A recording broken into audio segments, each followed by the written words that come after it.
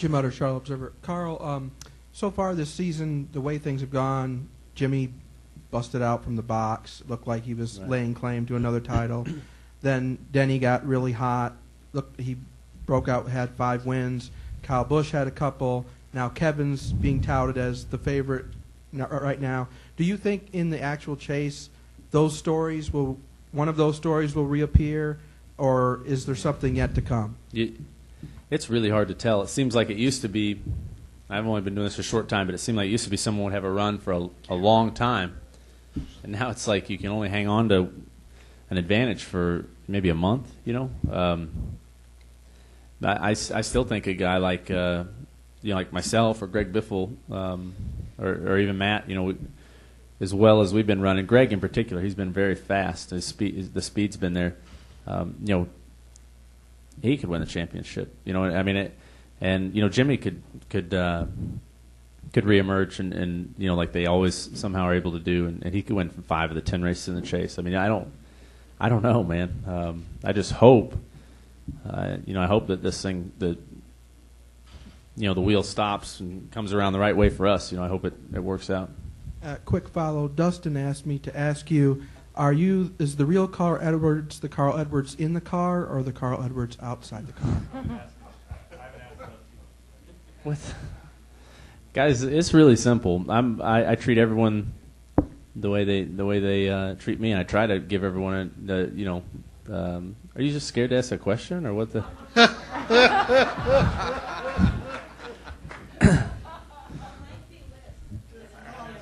What's that? Oh, okay. Okay. No, I'm not gonna let somebody take advantage of me. That's all there is to it. I don't think that I've ever gone out and been the aggressor of a situation or a bully or anything like that. But I'm not going to let somebody take advantage of me. And I don't know if you guys obviously have a lot of opinions about that or whatever. But the people who know me and know what I'm about, it makes pretty good sense to them. But for some reason, I guess some people don't like that or don't understand it. Mark Arrow, PRN. Carl, we're going to Atlanta here next and sort of follow up on some of this other stuff.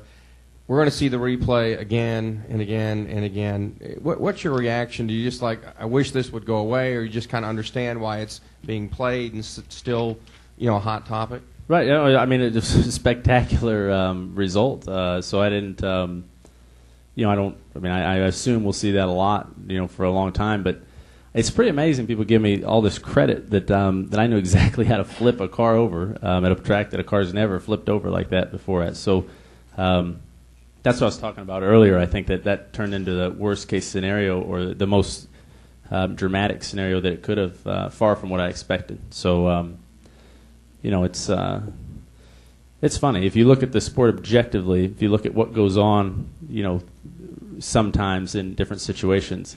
It's pretty amazing how the same situation or the same set of circumstances can get twisted in so many different ways depending on who's involved or what people say about it or whatever. So what I'm going to do is I'm just going to go race my car as hard as I can, and if and be the best person I can be, just like I've always done. If people don't understand that, then that's their problem.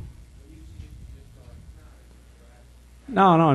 Hey, look, I did what I did, and I did it for a damn good reason, and I stand up and take responsibility for my actions, and I've always done that, and so there's nothing to be ashamed of. It's just the way it went.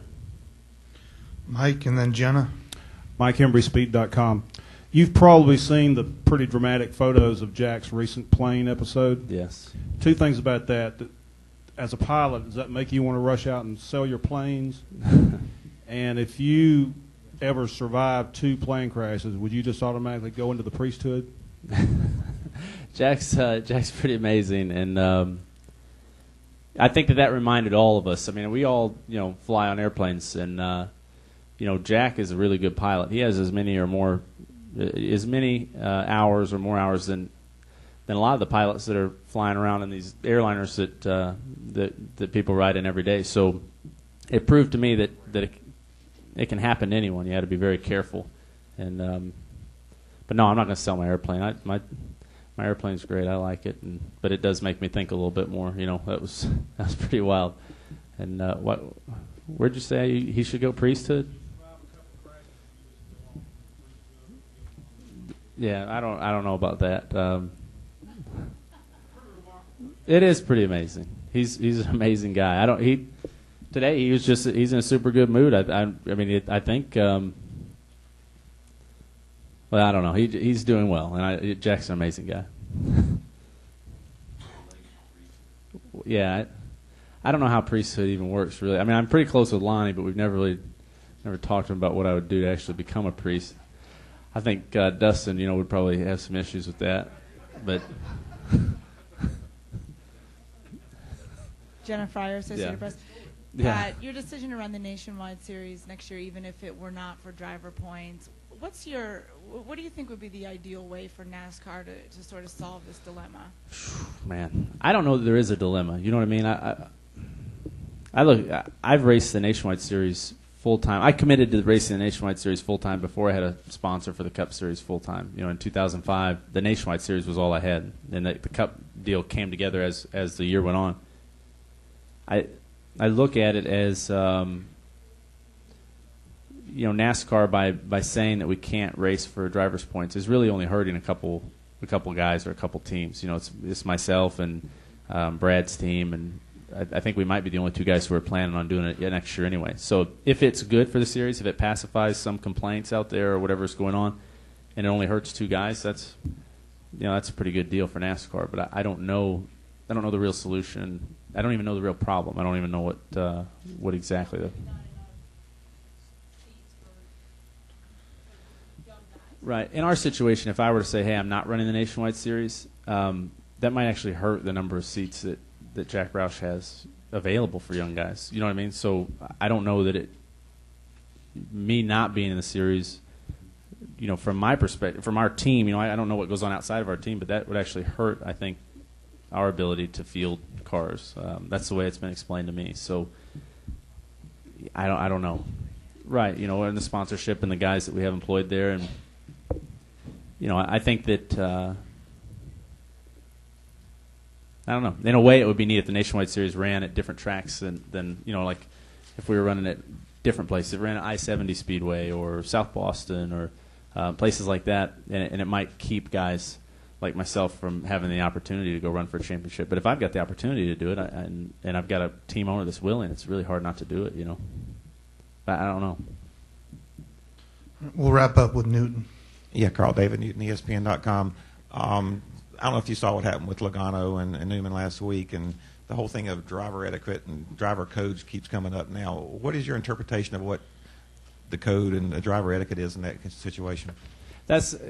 Here's the other thing. I don't comment on all these other situations. You guys always ask me because I'm not involved. I mean, I don't know what's gone on between those two. If if I were in one of their places and I was involved in it, I would know what was going on and I'd have something to say about it. But I think that's pretty weak of guys to comment on other situations and just pick sides because of who they're friends with or who they've had past incidences with. And that's what I see going on. It's kind of like a little game. It's kind of funny actually to watch. But in that situation, I've raced with both of those guys, and I've had good races with both of them, bad races with both of them, just like everyone else. And that's their deal.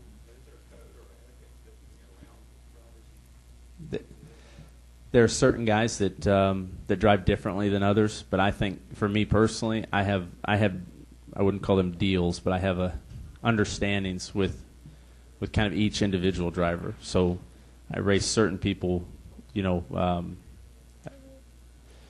race Mark Martin differently than I might race someone else because Mark races me a certain way. You know what I mean? So I think you can't just have this overall thing. You gotta deal with each individual the way they treat you, and I think that's what.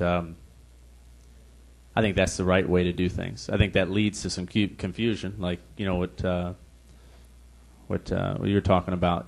People don't understand sometimes how you can let a certain guy get away with something, and then another guy you will not stand for anything that he tries to do. But that generally I think works the best. That's the fairest way, if that makes sense. You know what I'm saying? All right. Thanks a lot, Carl. All right. Thanks, guys. What are we doing?